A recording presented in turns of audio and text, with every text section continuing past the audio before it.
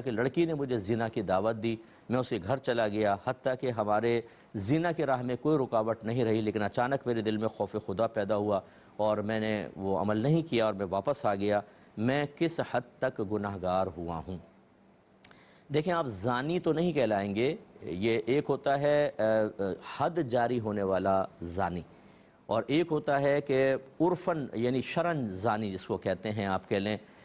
مجازاً زانی کہہ لیں۔ وہ مجازاً زانی کون ہوتا ہے کہ نبی کریم صلی اللہ علیہ وسلم نے فرمایا آنکھیں بھی زنا کرتی ہیں، کان زنا کرتے ہیں، زبان زنا کرتی ہے، ایک روایت کے مطابق قلب بھی زنا کرتا ہے، یعنی ان سے وہ چیزیں دیکھنا، سننا، ایسے کلمات ادا کرنا جو فحش قسم کے ہیں، گندے قسم کے ہیں اور حقیقی زنا تک لے جائیں، اس کو بھی سرکار نے زنا قرار دیا، لیکن یہ مجازاً زنا ہے۔ حقیقی زنا وہی ہوتا ہے کہ جس میں باقاعدہ کسی اجنبی عورت کے ساتھ جسمانی تعلق قائم ہو، وہ ہے حقیقی زنا، اور اس پر حد جاری ہوتی ہے کہ اگر مسلمان غیر شادی شدہ نے ایسا کیا تو 100 کوڑے لگیں گے، اور اگر شادی شدہ کرے تو رجم کی سزا ہوتی ہے، یعنی پتھر مار کے اس کو ہلاک کرنا ہوگا۔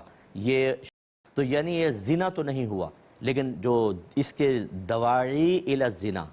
داعی کہتے ہیں دعوت دینے والا، اس کی جمع ہے دواعی، زنا کی طرف دعوت دینے والے سارے کام آپ نے کر لیے کہ لڑکی سے دوستی کرنا، پھر بد نگاہی، پھر یقینی سی بات ہے کہ وہ پاکیزہ چیٹ تو نہیں ہوئی ہوگی، اور اتنے جب آدمی اس حد تک پہنچ جاتا ہے تو کس قدر پہلے وہ گندگیاں کر چکا ہوتا ہے، اس کی وجہ سے آپ شدید گناہگار ہوئے۔ اللہ تعالیٰ کی بارگاہ میں توبہ کریں، اور چونکہ آپ نے قصد زنا کر لیا تھا، وہ تو وہاں جا کے کیفیت تبدیل ہوئی، تو یہ عزم مصمم جو ہے یہ بہت بڑا گناہ ہوتا ہے، یعنی پختہ ارادہ کرنا گناہ کا، یہ گناہ ہی ہوتا ہے، نام اعمال میں لکھا جاتا ہے۔ اللہ کی بارگاہ میں توبہ کریں اور شکر ادا کریں کہ اللہ تعالیٰ نے کم از کم آپ اس فعل سے محفوظ رکھا۔ یہ آپ کا کمال نہیں ہے، یہ اللہ کا کمال ہے کہ آپ وہاں تک تو اپنی حرکتوں سے پہنچ گئے، لیکن اللہ نے پھر آخری ٹائم میں آپ کے دل میں خوف ڈال کے آپ کو وہاں سے ہٹا دیا۔ اب کوشش کریں کہ اپنے عمل کو اچھا کریں۔ میں جتنے بھی بچے دیکھ رہے ہیں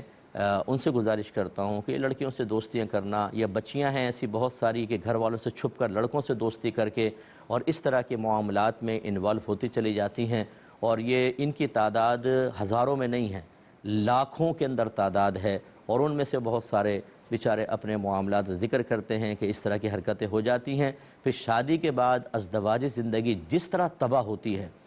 اور جس طریقے سے انسان ایک اذیتناک زندگی گزار رہا ہوتا ہے کہ جی لور بلیک میل کر رہا ہے، اس کو پکچر دے دی تھیں، اس کو ویڈیوز دے دی تھیں، اور پھر یہ معاملات چل رہے ہوتے ہیں۔ اللہ تعالیٰ سب کے بچے بچیوں کے ایمان کی، ان کے اعمال کی حفاظت فرمائے۔ تو میں خاص طور پہ بچوں سے گزارش کرتا ہوں، خدا را بے وقوف مت بنیں، کسی سے بھی ایسی دوستی نہ کریں جو بعد میں آپ کو بلیک میل کرے، اور خصوصی طور پہ اگر آپ کی وہ ایسی چیزیں مانگ رہا ہو اور محبت کے واسطے دے رہا ہو کہ دیکھو تمہاری محبت سچی نہیں ہے، مجھے اپنی تصویر دے دو، فلاں چیز دے دو، فلاں، ہرگز نہ دیں، بعد میں بلیک میل کرے گا اور آپ کچھ نہیں کر سکتے۔